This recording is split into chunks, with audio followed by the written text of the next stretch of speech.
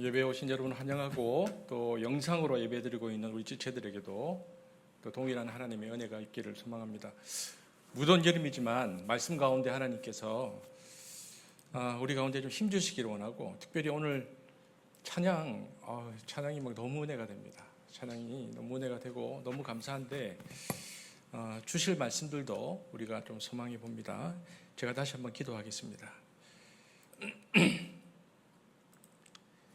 이 시간 말씀을 간절히 사모합니다. 말씀을 베풀어 주옵소서. 성령께서 우리 마음판에 하나님의 말씀을 깊이 새기시고, 또 일주일에 바쁜 쫓기는 삶 속에서도 주신 말씀 잊지 않고 붙들고 살 수 있도록 축복하여 주옵소서. 예수님 이름으로 기도합니다. 아멘. 오늘 설교 제목 다시 한번 같이 한번 읽어볼까요? 시작. 보상과 은혜. 그럼 여러분 한번 짐작해 보십시오. 제가 오늘 무엇을 주제로 설교할 것인지. 보상과 은혜인데, 여러분 이제 요셉 이야기를 하고 있는데요. 요셉 이야기를 하려면 그 아버지인 야곱 이야기를 하지 않을 수 없습니다.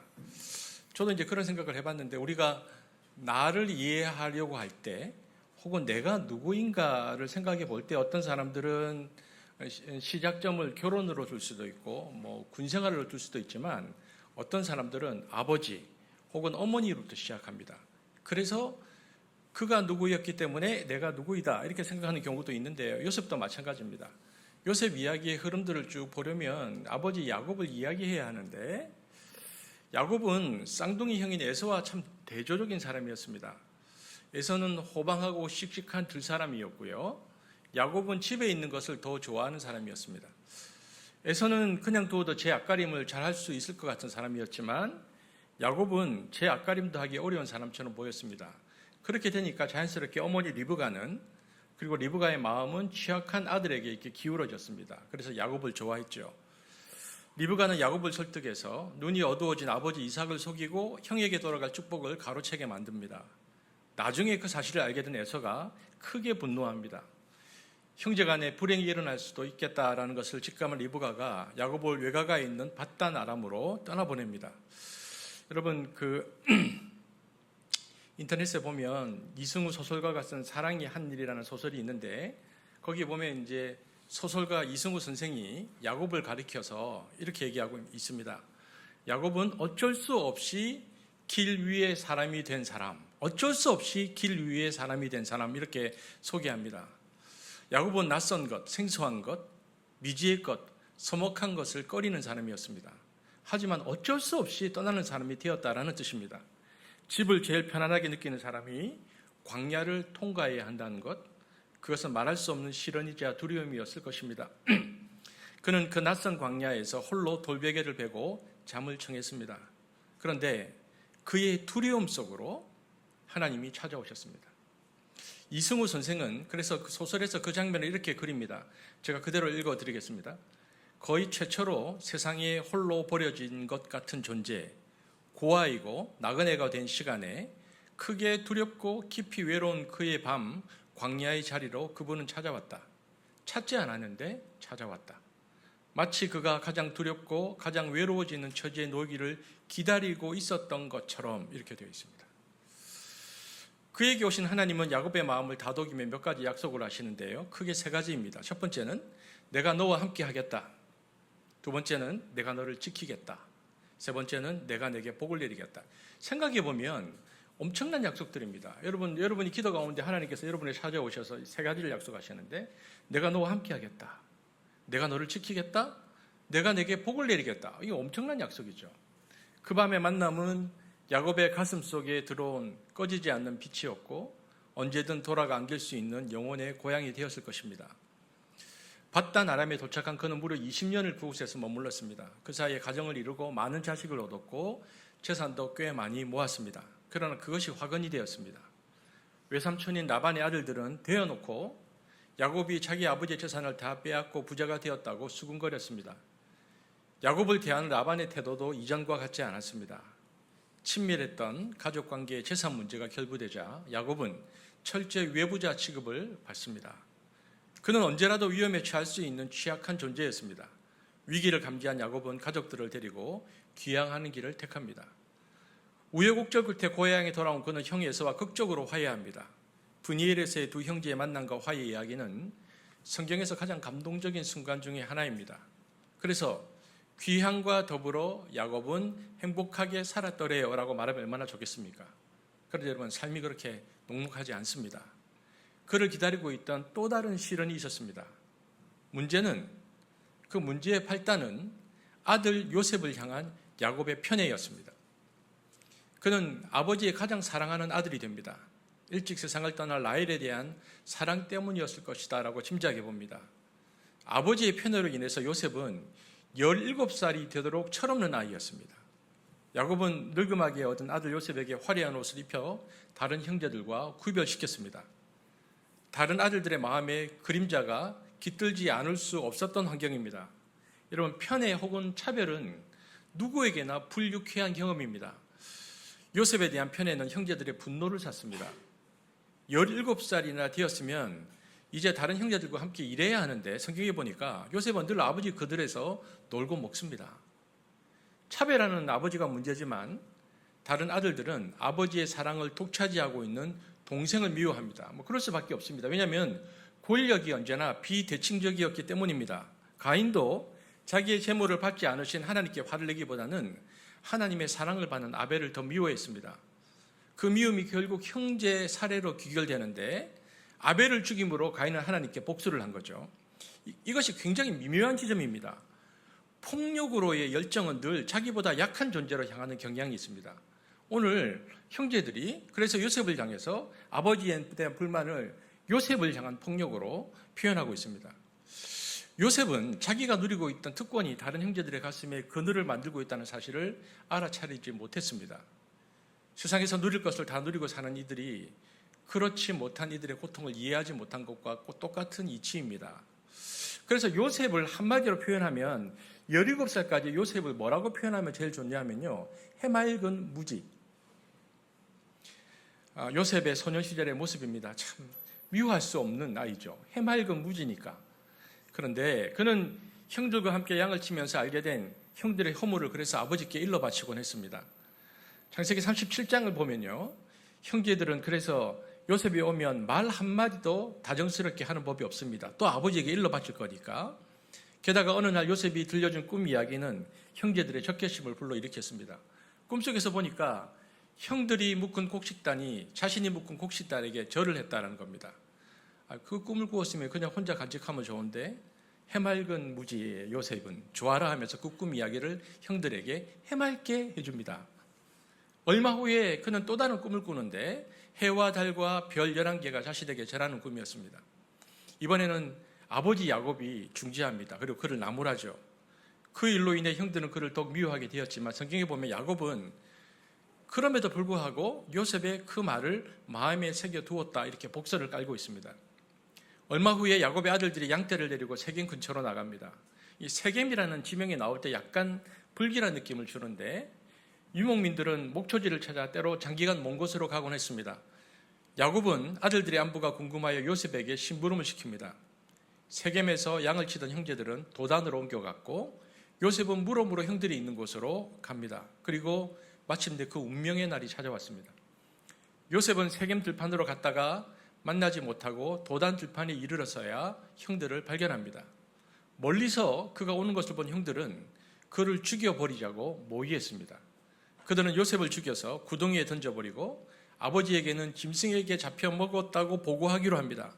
형들이 요셉을 얼마나 미워하고 있었는지를 알 수 있는 장면입니다. 가인 이후에 또 다른 형제의 사례가 벌어질 찰나였습니다. 근데 큰아들 루벤이 그 이야기를 듣고는 죽이지 말고 스스로 헤어나올 수 없는 깊은 궁둥이에 넣어서 굶어 죽게 하자라고 제안합니다.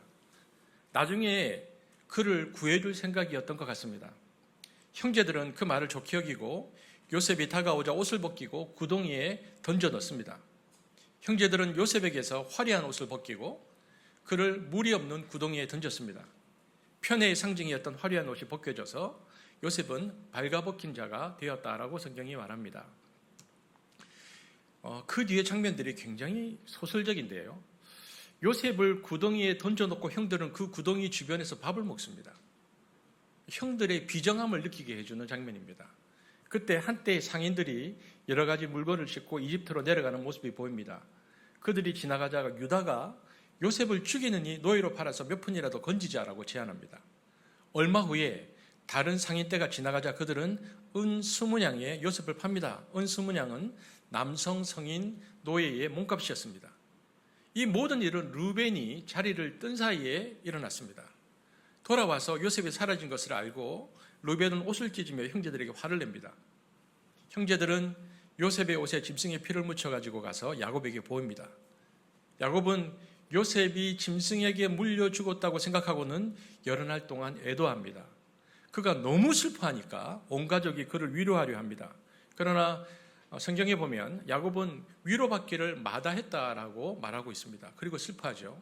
한편 상인들은 더 많은 돈을 받고 요셉을 파라오의 경호대장 보디발에게 팔았습니다. 화려한 옷이 벗겨지고 구덩이에 던져지고 종으로 팔리는 이 일련의 과정을 보며 우리는 요셉이 겪은 운명의 변전에 놀라게 됩니다. 가장 높은 자리에 있던 사람이 가장 낮은 자리에 처하게 된 것입니다. 요셉은 이집트로 팔려가서 파라오, 이집트의 왕의 경호대장인 보디발의 집에 노예가 되었다. 이것이 37장의 이야기입니다. 자, 우리는 그럼 이렇게 생각을 해봅니다. 요셉 이야기가 야곱으로부터 쭉 이어져서 37장에 이렇게 배경적으로 주어지고 우리가 오늘 39장을 읽었거든요. 38장에는 다른 이야기가 나오죠. 우리가 보았지만. 그러면 이렇게 37장에 해맑은 무지의 청소년으로 요셉이 성경이 등장하는데 도대체 요셉에게 무슨 일이 있었길래 그 뒤에 39장부터 이어지는 요셉은 성실의 청년, 성결의 청년, 나중에는 형들을 용서하고 포용하는 신앙의 삶으로 변모했을까라는 것입니다. 흥미롭게도 요셉의 생애를 살펴보면 야곱의 사닥다리나 분이엘의 체험처럼 극적인 요소가 없습니다. 그렇다면 도대체 무엇이 요셉을 무지의 청년에서 용서의 사람, 성결의 사람, 성실의 사람으로 바꾸어 놓았을까? 우리는 그런 생각을 하게 되어집니다. 우선 생각해 볼 수 있는 첫 번째 시간은, 요셉의 변화되는 첫 번째 시간은 아마 이집트로 끌려갔잖아요. 이집트로 끌려가서 보디발의 집에 팔려가기까지. 그러니까 이집트로 끌려갔는데 가자마자가 아니고 가서 보디발의 집에 노예로 팔려가기까지 시간적으로 얼마나 걸렸는지는 모릅니다. 그게 뭐 하루인지 열흘인지. 그런데 모르겠지만 혹은 그것이 한 달일 수도 있죠. 근데 그 기간 동안의 고난이 요셉을 첫 번째 변화시켰을 것이다라고 우리는 생각해 볼 수 있습니다. 그는 처음으로 채석옷이 벗겨지고 인생의 바닥에 내려치면서 많은 눈물로 그 시간들을 후회했을 것입니다. 그리고 그 깊은 골짜기에서 하나님을 만났을 것이다. 우리가 예상해 봅니다. 왜냐하면 그렇지 않고서야 37장의 요셉이 39장의 요셉으로 이렇게 달라질 수 있는가라는 설명이 되지 않습니다. 고난의 골짜기를 지나면서 그는 오로지 하나님 안에서 그분의 뜻을 따라 사는 일에 인생을 걸었을 것입니다. 그 결과 그가 이제 보디발의 집에서 신속하게 신뢰를 얻고 주인의 총애를 받습니다. 근데 딱 보면요, 39장의 요셉은 성공이 그의 목적이 아니었다는 것을 알 수 있습니다. 그의 목적은 성공이 아니고 성실이었습니다. 매일매일 하나님의 법도 안에서 하나님의 손길을 경험하며 사는 것이 그의 삶의 모든 것, 유일한 방법이었습니다. 보디발의 아내로부터의 집요한 유혹에도 끝내 흔들리지 않았던 이유가 여기에 있습니다. 만약에 요셉이 빨리 성공하는 것을 그의 인생의 목적으로 삼았더라면 요셉은 보디발의 아내의 유혹을 받아들였을 것입니다. 하지만 우리가 살펴보았지만 성공을 위해서 신의를 버릴 수는 없었습니다. 집요하게 달려드는 여인의 유혹을 물리치고 요셉은 그래서 달아나 버립니다. 이것이 창세기 39장 12절, 13절 세 번역인데 한번 같이 읽어보겠습니다. 시작. 너희는 요셉의 옷을 붙잡고 나하고 실로 가요하고 졸랐다. 그러나 요셉은 어차피 자기의 옷을 그의 손에 버리듯이 뿌리치고 집 바깥으로 뛰어나갔다. 너희는 요셉이 그 옷을 자기의 손에 버려둔 채 집 바깥으로 뛰어나가는 것을 보고. 이 순간에 이 여인은 대단히 허탈했을 것입니다. 마치 가지고 싶은 것을 갖지 못할 때 몸부림치며 우려대는 어린아이처럼 이 여인의 마음에는 이런 허탈감이 찾아왔을 것입니다. 그 허탈감은 곧 분노로 바뀌었고 자기의 욕심을 채우지 못한 그녀는 주먹을 불끈 쥐면서 복수의 칼을 갈게 되었을 것입니다. 그녀의 눈앞에 이제 보니까 벗어버리고 달아난 요셉의 웃옷이 보였습니다. 자기가 벗기려고 했던 그 옷이었습니다. 그것을 들고 그녀가 밖으로 뛰쳐나가 말합니다. 그리고는 큰 소리로 온 가솔들을 불러다가 이렇게 외칩니다. 이 히브리 종놈이 나를 이렇게 겁간하려 했다.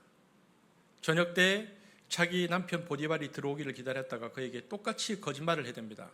당신이 데려왔던 그 천한 종놈이 감히 나를 겁간하고자 내 방에 들어왔어요.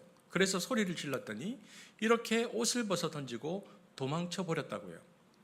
창세기 39장에 보면 보디발은 이 말을 듣고 분노했고 요셉은 결국 감옥에 갇히고 말았습니다. 요셉은 왕의 죄수들, 그 중개인들만은 가두던 감옥에 갇혔습니다. 여러분 시편 105편 17절 18절을 보면 한번 같이 읽어보겠습니다. 시작. 그런데 주님은 그들보다 앞서 한 사람을 보내셨으니 그는 종로팔이 요셉이다.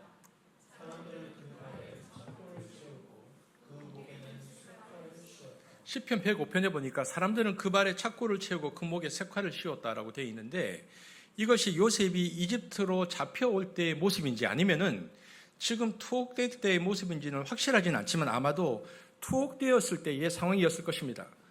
그의 몸과 발이 착고에 상했습니다. 좀 띄워주실래요, 성경? 조금 전에. 그의 몸과 발이 착고에 상했습니다. 매도 많이 맞았을지 모릅니다. 피가 나고 온몸에 멍이 들었을 수도 있습니다. 그리고는 그의 온몸이 쇠사슬에 묶이게 되었습니다. 여러분, 이것이 하나님 앞에서 성공이 아니고 성실로 하나님 앞에서의 성실함으로 인생을 삼았던, 인생의 목표로 삼았던 요셉에게 주어진 보상이었습니다. 하나님의 사람으로 의롭고 경건한 삶을 살겠다고 선택했던 사람이 받은 보상이 겨우 이런 것이었습니다. 그것은 억울한 누명이었습니다. 단 한 번도 마음조차 먹어보지도 않았던 일을 했다고 오해를 받고 누명을 쓴 것입니다. 여러분 이것이 얼마나 원통했을까요? 우리라면 심정이 어땠을까요? 더군다나 보디발이 요셉을 오해했을 때 얼마나 억울했을까요? 여러분 우리가 사람을 만나보면 알지만 어떤 사람을 한 1년만 가까이서 사귀면 대강 어떤 사람인지 알 수 있습니다. 100%는 모르겠죠. 그러나 대강 저 사람은 저런 사람일 거다. 그런데 요셉은 10년 동안 보디발의 가정에서 살았습니다. 그 10년 동안 보디발은 요셉이 얼마나 정직했는지, 얼마나 성실하고 진실한 삶을 살았는지를 너무나 잘 알고 있었습니다. 그러기에 그 가정의 모든 창고 열쇠를 다 맡겼고 그 살림을 다스리는 제2인자로 삼았던 것입니다. 그런데 성경에 보니까 그 신뢰가 어느 날 갑자기 불현듯 무너져 버립니다. 말 한마디에. 그리고는 억울한 누명을 쓰고 감옥에 처박혀 버리는 것입니다. 그때의 분함과 억울함 상상이 됩니까? 여러분 모르는 사람이 나에 대해서 이러쿵저러쿵 말하는 것은 이해가 되기도 하고요. 넘어갈 만합니다. 왜냐하면 잘 모르기도 하거니와 다시 볼 일이 거의 없잖아요. 그렇게 얘기해라. 그런데 어떤 사람의 말은 우리를 너무 많이 아프게 하는데 이유는 그 말의 내용보다 그가 나에게 그렇게 말했다는 것입니다. 나를 안 지가 한 해, 두 해도 아니고 나를 안 지가 그토록 오래게 되었던 그가 그토록 오랜 시간을 함께했던 이들이 전혀 엉뚱한 이야기를 하기 시작하는 겁니다. 얼마나 아픈지 매우 아픕니다. 그것의 내용보다 저 사람이 나에 대한 신뢰와 이해가 이 정도밖에 되지 않나라고 생각하면 그것이 우리를 힘들게 합니다. 그리고 보통 그런 이들이 우리에 대해서 엉뚱한 이야기를 하기 시작하면 더욱 잔인하게 이야기합니다. 그러니까 마치 굉장한 편이 돌아서면 더 강력한 안티편이 되는 것처럼 그들은 그때부터 이런저런 이야기를 만들어내기 시작합니다. 왜냐하면 그렇게 말하는 자신의 입지를 굳히기 위하여 자기의 정당성을 드러내기 위해서입니다. 그리고 그들이 사람들을 만나기 시작합니다. 그럼 사람들은 그 얘기를 들으면서 설마라고 이야기를 하면서도 그들의 이야기에 귀를 기울입니다. 근데 더하여진 아픔이 뭐냐? 그러면 그 이야기를 또 전해드는 사람이 아니야. 그는 그럴 사람이 아니야 라고 말하거나 그건 오해일 거야. 함께 가서 풀어보자 라고 말해줄 것도 같은 그 사람조차도 그렇게 말하는 사람의 말에 귀를 기울인다는 것입니다. 너무나 아픕니다. 여러분 그런데 신앙의 지점이 바로 거기에 있습니다. 그런데 우리가 기억해야 하는 게 뭐냐면은 어떤 그런 일이 발생하면 이때는 우리가 어떻게 해야 되는가 하는 거죠. 이때는 자신의 자아와 싸워야 하는 시간입니다. 자아는 우리의 본능은 우리에게 이렇게 말합니다. 너 너무 억울하지 않냐? 너무 힘드냐? 힘들지 않냐? 그것이 아니라고. 가서 끊임없이 아니라고 말하라고. 그러나 그것은 성경을 보면 문제를 푸는 방식이 되지 못합니다. 이때는 하나님의 시간을 기다리고 묵묵히 그 자리를 지켜내야 합니다. 하지만 이렇게 말하고 있지만 우리는 너무나 잘 알고 있습니다. 이것이 여간 쉽지가 않습니다. 그렇게 한다는 것은 너무 어렵습니다. 왜일까요? 오늘 설교 제목이기도 하는데 사람에게는 보상심리라는 것이 있기 때문에 그렇습니다. 하기 어려운 일을 해내면 그에 따른 보상심리가 우리에게 있기 마련입니다. 시험에서 초등학교 어린 자녀가 100점을 받는 자녀가 예를 들어서 시험지를 집에 들고 오자마자 엄마에게 외치는 말이 뭡니까? 엄마, 나 100점 맞았어요. 뭐 사줄 거예요? 이게 보상심리입니다. 요셉은 물리치기 힘든 유혹을 하나님만을 의지하여 이겨내는 놀라운 일을 했습니다. 그러면 요셉의 마음속에 무언가 자연스럽게 보상심리가 떠오릅니다. 하나님, 제가 한 일을 보셨죠? 장하지 않습니까? 그 무서운 여자의 유혹을 이겨냈습니다. 하나님 저에게 무엇으로 보상해 주시겠습니까? 그런데 보상은커녕 오해와 실질적인 어려움이 찾아오면 보상의 기대만큼이나 더 아프고 더 힘이 든 것입니다. 여러분, 이처럼 우리에게는 보상심리가 있습니다. 분명 처음에는 기쁨으로 신앙생활도 하고 또 우리에게 맡겨진 직분과 사명들을 잘 감당합니다. 그러나 시간이 지나면서 그에 걸맞는 보상, 예를 들어서 물질이라든지 자녀라든지 명예라든지 인정이라든지 칭찬이 주어지지 않으면 나도 모르는 사이에 점점 힘들어하는 우리를 발견합니다. 오늘 본문도 보십시오. 하나님께서 요셉에게 무엇으로 보상해 주셨습니까? 이 시대의 장한 청년상, 이 시대의 장한 모범상, 이 시대의 장한 순결상 이런 걸 주셨습니까? 그렇지 않습니다. 요셉은 성실하게 살았는데 감옥으로 보내졌는데 제명이 강간미수범입니다. 요셉을 보면서 한 가지 궁금한 것은 뭐냐면 그가 보디발의 아내의 요청을 거부했을 때 이 결과를 예상하지 못했을까 하는 것입니다. 청명한 요셉은 그가 그녀의 유혹을 거부할 때 그리고는 도망가 버릴 때 분명 엄청난 어려움이 따를 것을 예상했을 것입니다. 모든 권세를 가진 수도경비 사령부 사령관의 아내의 요청을 거부하고도 무사하리라고는 그가 생각하지 않았을 것입니다. 감옥에 들어갈 것은 뻔한 일이고 결국 목숨을 잃을지도 모른다고 생각했을 것입니다. 그런데 이 모든 일을 예상하고도 요셉이 보디발의 아내를 거부했습니다. 그리고 도망가죠.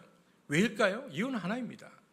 그것은 보상을 기대해서가 아니라 하나님의 사람으로서 마땅한 삶이 그것이었기 때문입니다. 이 사실은 오늘 우리들이 하나님께 예배하는데요, 하나님의 자녀들이 왜 죄짓지 말아야 하며 왜 경건하게 살아야 하는지를 보여주는 근본 이유를 가르쳐 줍니다. 그것은 보상 때문이 아닙니다. 그것은 마땅한 도리이기 때문입니다. 비록 내게 손해가 따르더라도 하나님의 사람으로서 당연한 본분이기 때문에 그렇게 살아야 한다는 것입니다. 우리 기독교인들이 온갖 고난과 갈등을 무릅쓰고 신앙생활을 바르게 하면서 윤리적인 삶을 살려고 노력하는 이유가 무엇입니까? 왜 우리는 이렇게 바르게 살려고 애를 쓸까요? 여러분, 학자들은 기독교에 두 가지 윤리가 있다고 말합니다. 첫 번째 윤리는 뭐냐면 목적론적 윤리입니다. 이 기독교에서 나오는, 기독교 윤리학에서 나오는 용어들인데요. 이것은 무엇을 얻으려는 목적으로 바르게 사는 겁니다. 이것은 마치 아이들과 같죠. 어렸을 때 부모에게 용돈 받으려고, 맛있는 간식 먹으려고 부모님 심부름 잘하는 것과 같습니다. 대체로 유아기적 상태, 미성숙할 때 이 목적론적 윤리가 사용됩니다. 그러나 장성하고 나면 달라집니다. 장성하고 나면 잘했다고 상을 주거나 용돈을 주면 철없을 때는 좋아서 받던 이들이 이제는 성숙해져서 안 받습니다. 그렇게 이렇게 말합니다. 아버지 어머니가 날 이렇게 사랑하고 키워주셨는데 용돈 같은 것 안 주셔도 돼요? 마땅히 해야 할 일입니다. 이렇게 얘기하죠. 그렇게 안 합니까? 아이들이 만약에 그렇게 하면 부모가 굉장히 감동받습니다. 많이 컸구나, 성숙했구나. 그런 아이들이 없다면 소망해 보십시오. 언젠가는 그렇게 될 수 있습니다. 이런 것을 원인론적 윤리라고 말합니다. 대체로 성숙한 사람들이 원인론적 윤리를 가지고 행동을 합니다. 하나님께서 먼저 우리를 사랑하셨습니다. 자기 아들을 내어주셨습니다. 그리고 우리를 위해서 희생을 감당하셨습니다. 그 사랑에 감격해서 마땅히 내가 하나님을 사랑하고 하나님을 사랑한다는 표현으로 내가 그분을 따라야지, 이렇게 생각하고 사는 것이 기독교인의 윤리적인 삶입니다. 성숙한 그리스도인들은 그래서 마땅히 원인론적 윤리로 살아갑니다. 목적론적 윤리와 원인론적 윤리 두 가지가 있는데요. 그럼 우리가 추구해야 될 윤리가 뭐냐? 비록 출발은 우리가 초신자로 출발했기 때문에 출발은 목적론적 윤리로 했다 할지라도 보상을 기대하기도 하고 예수 믿으면 뭐 잘 되겠지 생각했다 할지라도 원인론적 윤리로 나아가는 성숙함이 우리에게 필요합니다. 그렇다면 우리 그리스도인들이 원인론적 윤리를 가지고 살아야 한다면 어떤 원인이 작동해야 할까요? 주님을 위해서 바르게 살려는 이유가 무엇이어야 할까요? 그것이 바로 사랑입니다. 주님께서 나를 사랑하셨다는 것, 사랑이 동기가 되어서 사랑에 대한 고백으로 우리가 순종하며 사는 것입니다. 그러므로 성도들의 선행에 대해서 하나님이 상급을 주시지 않아도 된다는 그 고백, 상급이 없어도 마땅히 주님을 따라 발자취를 따라 살려고 사는 삶. 오늘 요셉은 우리에게 우리가 신앙생활을 하면서 어떤 자세와 태도를 가지고 살아야 하는지를 보여주는 굉장히 중요한 모범이 됩니다. 그리고 요셉은 이렇게 그 이후의 일들이 이루어지는데요. 39장 16절에서 19절 함께 읽어보겠습니다. 시작. 이렇게 말하고 그 여인은 그 옷을 곁에 놓고 주인이 집으로 돌아오기를 기다렸다. 주인이 돌아오자 그에게 이렇게 물어봤었다. 당신이 데려다 놓은 저 히브리 사람이 나를 음악하려고 나에게 달려 들었어요. 내가 사람 살리라고 고함을 질렀더니 옷을 내 앞에 버려두고 바깥으로 뛰어나갔어요. 주인은 자기 아내에게서 당신의 종이 나에게 이 같은 행패를 보였어야 하는 말을 듣고서 화가 치밀어 올랐다. 그 제일 뒷문장 있잖아요. 당신의 종이 나에게 이 같은 행패를 보였어야 하는 말을 듣고서 화가 치밀어 올랐다. 보디발이 어느 지점에서 화가 치밀어 올랐을까? 제가 여러 가지 일을 생각하게 됩니다. 그런데 사실 이 여인의 손에 요셉의 옷이 있었다고 해서 그것이 곧 여자를 겁탈하려 했다가 미수로 그친 범행의 증거가 되는 건 아닙니다. 그런데 아내의 말에 보디발은 앞뒤 분별하지 않고 화를 냈습니다. 여자는 이렇게 말한 거죠. 당신이 데려온 히브리인이 나를 이런 식으로 욕보이려고 했다고 말했으니 사건의 근원적 책임이 당신 보디발에게 있다고 얘기해 버립니다. 화를 더 돋우고 있죠. 당신 때문에 이 일이 시작이다. 일이 이렇게 되면 요셉은 목숨을 보장할 수가 없습니다. 그런데 신기한 일이 두 가지가 벌어지는데 그 뒤부터 경호대장은 요셉을 죽여야 되는데 처형하는 대신에 중죄를 저지른 국사범 감옥에 가두었습니다. 20절 읽어보겠습니다. 시작. 있습니까? 제가 읽겠습니다. 요셉의 주인은 요셉을 잡아서 감옥에 가두었다.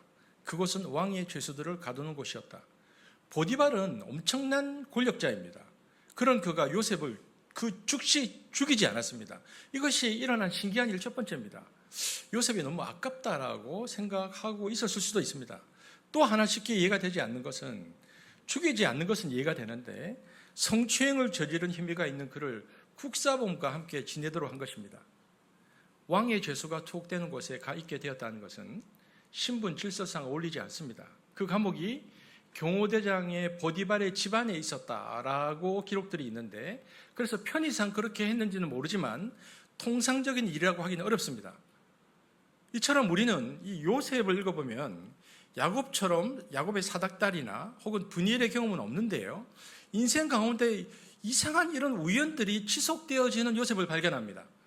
언뜻 보면 비록 우연적 요소가 쌓여서 이런 상황이 이루어진 듯 하지만 그러나 우리가 성경을 보면 그 끝을 보면 요셉이 이런 지경에 처하게 된 것은 다 이유가 있었고 그 목적이 존재했다는 것을 우리는 결국 깨우치게 됩니다.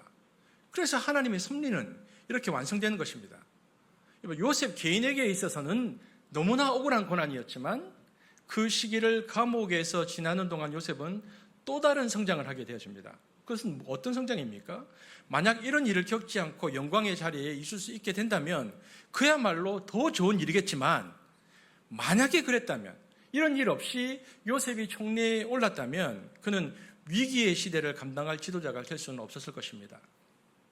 그런데 잘 나가던 요셉이 파렴치범이라는 오명을 뒤집어 쓴 죄수가 된 것은 그 개인으로서는 수치이고 직위의 박탈이지만 성경에 보면 요셉은 전혀 동요하지 않았다라고 되어 있습니다. 그는 자신의 억울함과 보디발의 아내가 저지른 사건 조작에 대해서 한마디도 하지 않았습니다. 이것이 성경을 보면 놀라운 일입니다. 왜냐하면 그래봐야 자신을 믿지 않았을 것이라고 여겼기에 그럴 수도 있겠지만 나중에 그가 한 말이나 태도를 보면 요셉이 어떤 태도를 가지고 일관되게 살았는지를 짐작해 볼 수 있는데요. 나중에 우리가 알지만 요셉이 꿈을 해몽해 주잖아요. 그리고 꿈을 해몽해 준 시종장에게 시종장에 나갈 때 요셉이 이렇게 말합니다. 당신이 만약에 석방될 경우에 지금 꿈 해몽을 해준 나를 기억해 주십시오라고 말하고 난 뒤에 딱 한마디를 덧붙입니다. 요셉이 뭐라고 말하냐면은 나는 여기에 갇힐 만한 일을 하지 않았습니다. 여러분, 그게 전부입니다. 사실은 이렇고 저렇고 내가 보디발의 아내에게 그렇게 하지 않았는데 이렇고 저렇고 자처 지정을 늘어놓지 않습니다. 그 이후에도 이 사건과 관련해서 성경은 요셉이 마침내 그 사건이 무엇인지를 증언했다라는 식의 대목이 성경 어디에도 나오지 않습니다. 만약 요셉이 이 일에 대하여 미주알 고주알 발설을 했다고 해도 그 말을 보디발이 믿지 않을 수도 있습니다. 그러면 요셉은 쓸데없는 변명만 늘어놓는 치졸한 인간이 되어버렸을 겁니다. 그리고 보디발이 이 요셉의 말을 믿지 않았다 하더라도 그때부터 그는 자기 아내에 대한 깊은 의구심을 가지게 될 것이고 그로 말미암아 그때부터 이 여자는 어려움에 빠지거나 그 사건이 일파만파 세상에 알려져서 보디발의 명예가 땅에 떨어져 있을 수도 있습니다.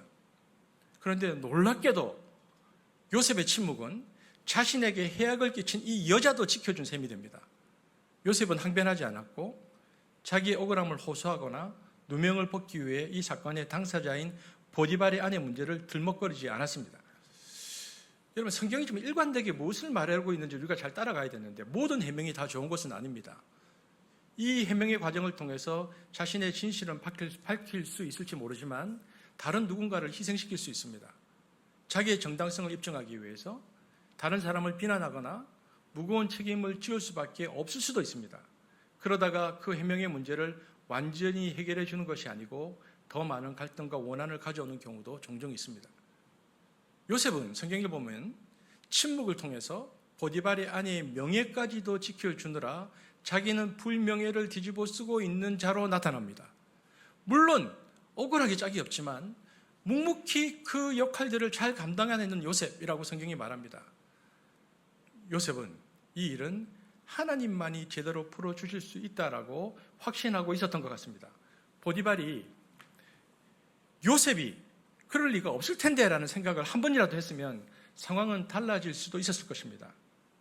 어쩌면 속내는 드러내지 않고 그렇게 판단해서 자신의 집안에 있는 국사관의 감옥에 넣은 것일 수도 있습니다.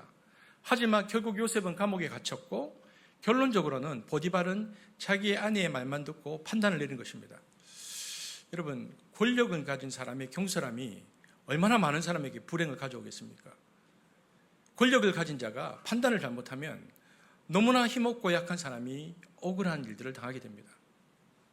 요셉은 이 문제를 하나님의 능력 가운데서 헤쳐나가기 때문에 다행이지만 힘이 있을 때 힘이 있는 자리에서 상대방에 대해 속단하는 것은 대단히 위험한 일임을 우리는 명심할 필요가 있습니다. 여기까지 보면 요셉은 잘 나가다가 나락으로 떨어졌습니다. 또 다른 보이지 않는 인생의 큰 구덩이에 요셉이 빠진 겁니다. 생각해 보십시오. 감옥에 내던져진 신세 얼마나 불행합니까? 10년의 고통이 끝나고 이제 살만할 때가 되었는가 했더니 또다시 닥쳐온 이 고난, 보통 감옥도 아니고 왕에게 큰 죄를 지은 중죄인들만 가두는 감옥에 갇혔습니다. 이곳은 단순히 형량만 채우면 되는 곳이 아닙니다. 언제 사형당할지 모르는 압박과 부담감이 있는 감옥입니다. 표면에 나타나는 사실은 그것밖에 없습니다. 세상 사람들은 그를 비웃고 욕했을 것입니다. 하나님 잘 믿는다고 하더니 고작 그거냐? 그냥 속된 말로 하나님 잘 믿는다고 깝죽거리다더니 혼자서 죄 안 짓겠다고 날뛰더니 그래 고작 감옥에 투옥되는 거냐? 이런 경우 대부분의 사람은 자신의 억울한 감정에 사로잡혀서 우울감에 빠지거나 폐인이 될 수 있습니다. 화가 치밀어 올라서 식음을 전폐하고 정신줄을 놓아놓을 수도 있습니다. 그런데 성경을 읽어보면 언제나 성경의 이야기들은 다윗 이야기도 그렇고 요셉 이야기도 그렇고 그런데요. 보이지 않는 이면에는 전혀 다른 일이 발생하고 있다고 말하고 있습니다.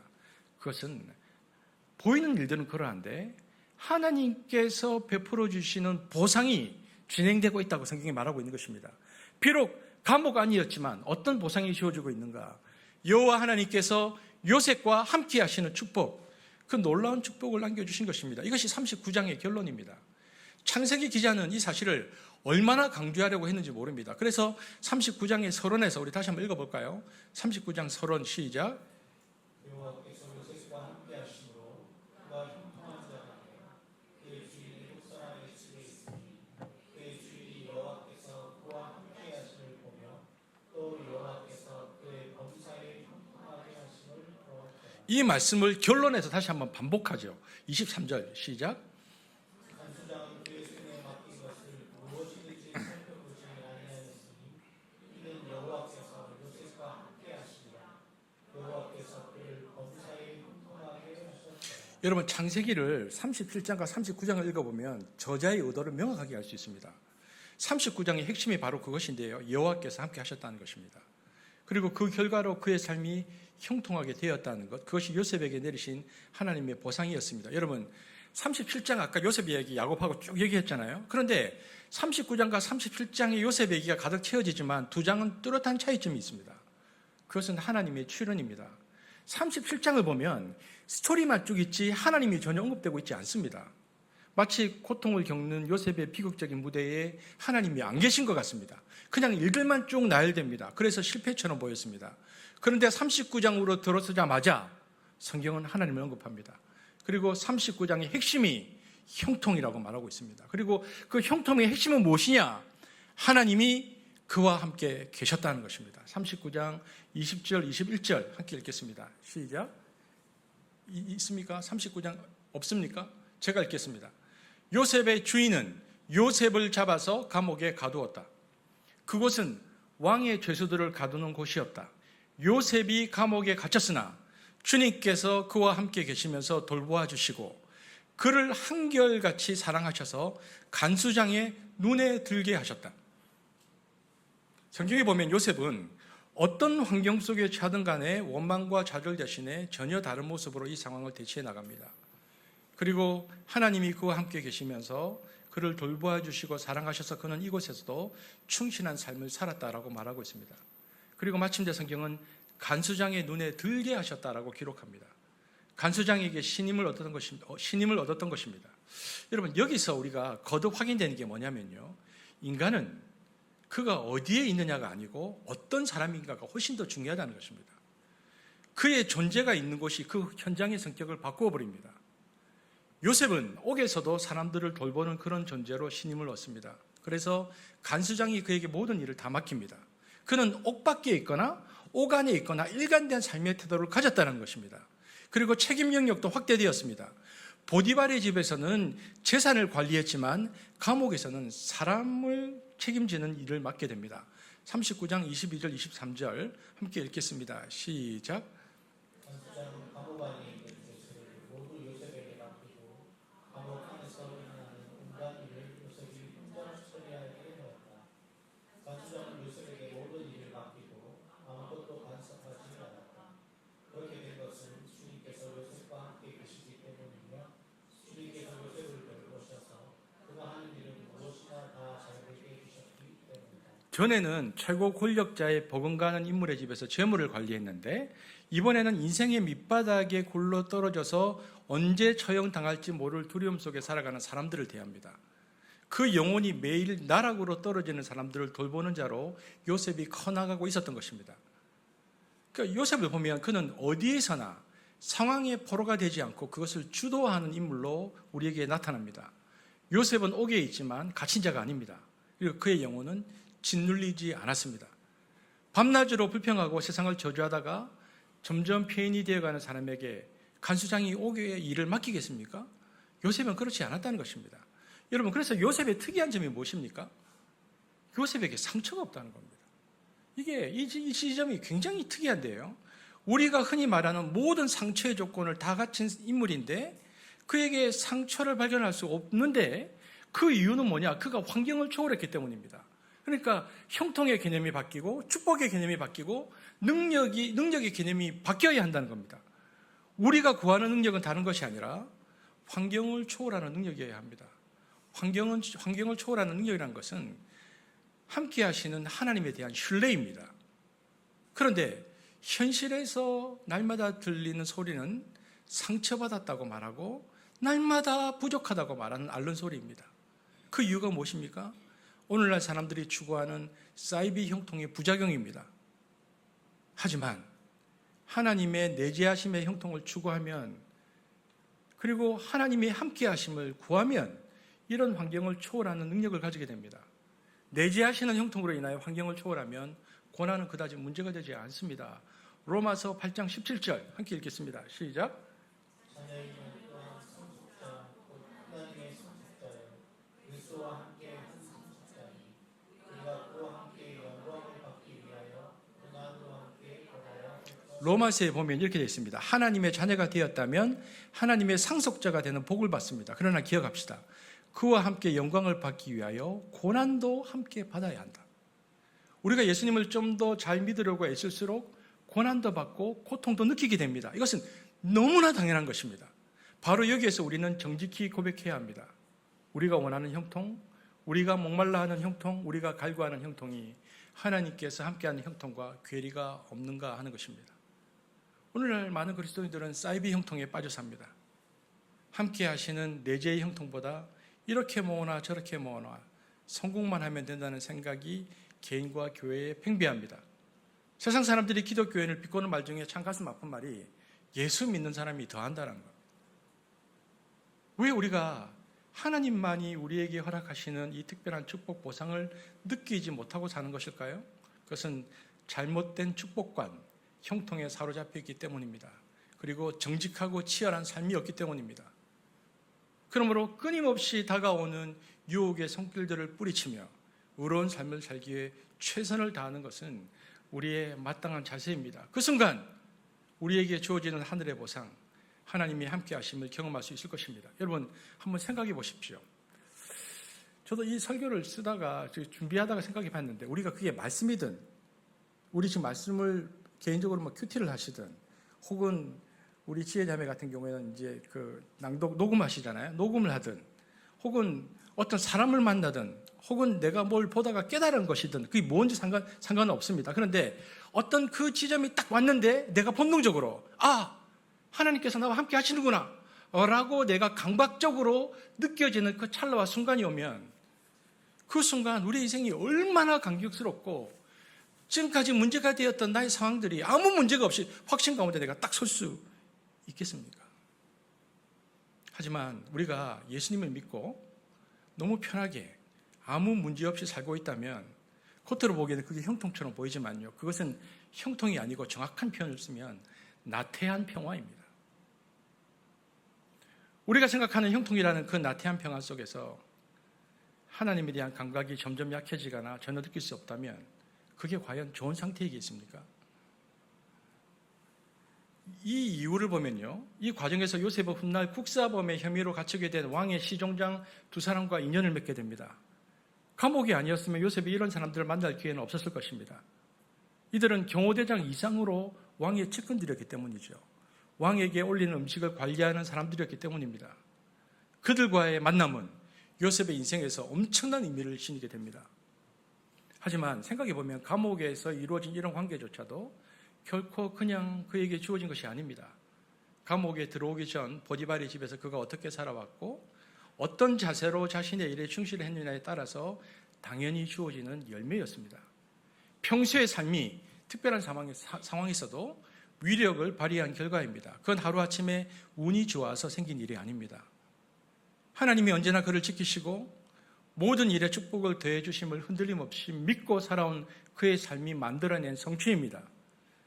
아주 작은 일 하나에도 요셉은 성실했고 감옥에 갇혔어도 영혼 많은 재수가 아니었습니다. 하나님의 능력과 뜻을 믿는 사람은 이렇듯 인생이란 무대에서 절대로 이름 없는 잔역이 될 수 없습니다. 언제 어디서나 주인공입니다. 어느 곳이든 자신이 주체적으로 책임을 맡을 수 있는 현장으로 바뀝니다. 이 현장이 이후에 무엇과 만나서 인생이 어떤 축복으로 돌아올지는 아무도 모릅니다. 그러므로 긴 시간의 과정에서 보면 하나님과 뜻과 능력 아래서 요셉을 훈련시키고 성숙시키는 놀라운 축복의 시간을 요셉의 인생 가운데 하나님께서 주셨음을 우리는 마침내 알게 되어집니다. 생각해보면 우리는 너무 고통과 힘듦의 시간이라고 말하지만 여호와 하나님께서 지금 우리 삶을 쥐고 계신 것입니다. 이 말씀의 뜻은 하나님이 나와 함께 하신다는 그 자체가 성공이라는 뜻입니다.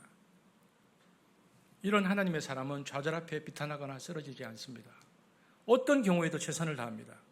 자신의 몸 하나조차 가누기 어려운 상황일지라도 다른 사람의 운명까지 책임지는 자가 됩니다. 여러분, 이것이 바로 성공의 비결입니다. 여러분은 이것을 성공이라고 생각하십니까? 그리고 자녀들에게 이렇게 가르치십니까? 세상의 모든 것을 다 얻어도 하나님을 잃으면 다 잃어버리는 것이고, 다 잃은 것처럼 보이지만 네가 하나님을 붙들고 있으면 다 얻은 것이다. 우리 자녀들에게 그렇게 말합니까? 예수 믿는 사람들이 이 정의부터 분명히 해야 합니다. 진정한 성공이 되려면 반드시 그 가운데 하나님이 함께 계셔야 합니다. 만일 하나님 없이 되어진 일이라면 오히려 그것은 성공 같지만 실패요. 진짜 아닌 가짜 형통입니다. 시편 127편 1절 2절 한번 보겠습니다. 그래서 시편 기자가 우리에게 이렇게 경고합니다. 읽겠습니다. 시작.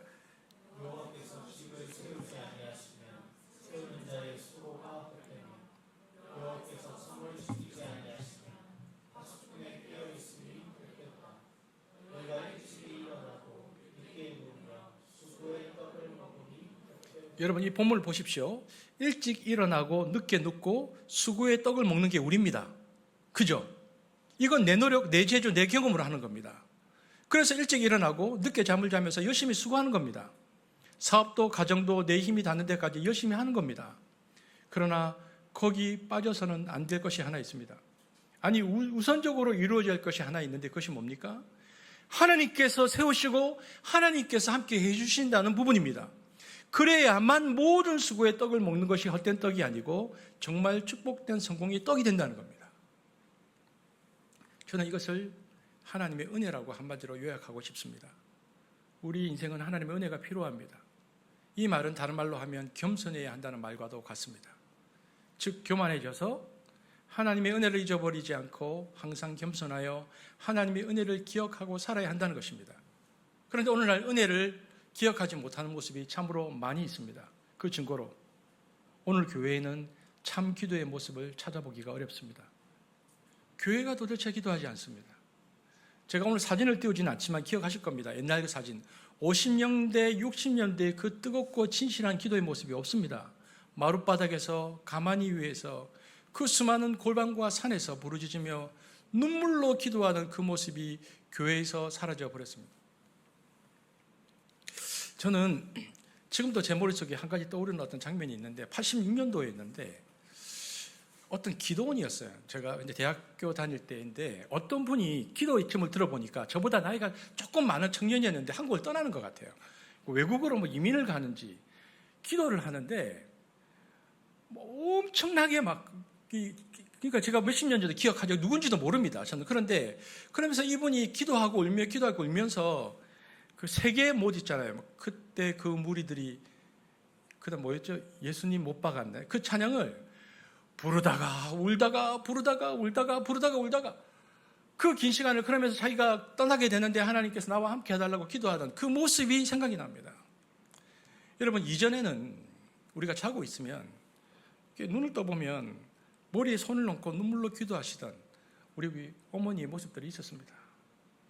여기 우리 자녀들이 몇 사람 있었으나 물어볼까 하다가 엄마 아빠가 계셔서 못 물어보겠는데 얘기 낳고 안 해도 되고 여러분 중에 부모님이 여러분을 두고 눈물로 기도하는 모습을 본 자녀들이 있습니까? 우리 엄마 아빠가 나한테 또 뭐해? 말고 진짜 눈물로 기도하는 모습. 저도 이렇게 가만히 생각해 보면 제 인생의 절정 중 하나는 제가 우리 아이들에게 기도해 주던 때다라고 생각되어집니다. 제 기억에 다현이였던 것 같은데 다현이가 제 기억에 뭐가 기억이 나냐면 학교 다녀오겠습니다 하고 나갔어. 애가 나갔는데 조금 있다가 문 열고 다시 들어왔어. 기도해 주세요. 왜냐하면 아침마다 내가 기도를 해줬는데 학교 갈 때 그날 저도 깜빡 잊고 본인도 늦어서 나갔다가 다시 뛰어 들어가지고 기도하려고 머리를 들밀던 모습이 생각이 나는데 생각해 보면 그때가 제가 부모로서 제 인생의 절정이 아니었나? 아이들에게 기도해 주는 그 모습, 그게 내 신앙의 부모로서의 절정의 순간이 아니었나 이런 생각을 해봅니다. 기도는 은혜를 기억하게 합니다. 기도는 나나 우리 자녀들에게 하나님이 함께 하심이 참된 성공이라는 것을 믿으며 감각적으로 아는 일을만이 할 수 있는 행위입니다. 여러분, 하나님이 하시는 일을 우리가 다 이해할 수 없지만, 그리고 생은 모호하기 이를 데 없지만, 그 모호한 생에 사로잡혀서 불통거리지 말고 하나님이 나와 함께 하심을 믿음으로 고백하며 재산이 있고 건강하며 삶의 형편들이 좋아졌기 때문에 축복이요 성공이 아니라 여호와 하나님 그분 때문에 기뻐하고 즐거워해야 하는 것입니다. 그 삶이 형통입니다. 여러분, 하박국 선지자의 말씀을 우리가 기억할 필요가 있습니다. 하박국 3장 17절 19절 한번 같이 읽어보겠습니다. 시작. 포도나무에 열매가 없으며 감람나무에 수출이 없으며 밭에 먹을 것이 없으며 우리의 양이 없으며 외양간에 소가 없을지라도 나는 여호와로 말미암아 즐거워하며 나의 구원의 하나님으로 말미암아 기뻐하리로다. 주 여호와는 나의 힘이시라. 나의 발을 사슴과 같게 하사 나를 나의 높은 곳으로 다니게 하시리로다. 여러분, 하나님의 함께하심, 바로 이것이 형통이고 보상이고 축복이고 이것이 우리의 신앙의 전부입니다. 비록 무화과 나무가 무성하지 못하고 포도나무에 열매가 없고 감람나무에 소출이 없고 밭에 먹을 것이 없고 우리의 양이 없고 외양간에 소가 없을지라도 여호와로 말미암아 즐거워하고 나의 구원의 하나님으로 말미암아 기뻐한다면 우리는 지금 요셉과 같은 삶을 사는 것입니다. 우리의 모든 삶 가운데 참된 형통, 하나님의 함께하심, 참된 보상, 하나님의 함께하심, 그 길을 함께 걷는 저와 여러분 되어지기를 주의 이름으로 축복합니다. 예, 기도하겠습니다.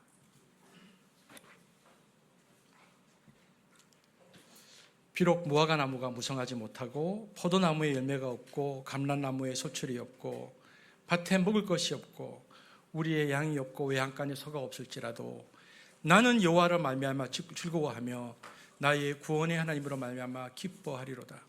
주 여호와는 나의 힘이시라. 나의 발을 사슴과 같게 하사 나를 나의 높은 곳으로 다니게 하시리로다. 하나님의 함께하심, 바로 이것이 형통이고 보상이며 축복이라는 것을 알고 그렇게 상황과 환경을 초월하여 주를 바라보았던 요셉의 인생처럼 한숲에 속해 있는 우리 사랑하는 지체들의 삶이 여호와 하나님과 함께하는 참된 은혜의 시간 될 수 있도록 인도하여 주옵소서. 예수님 이름으로 기도합니다. 아멘.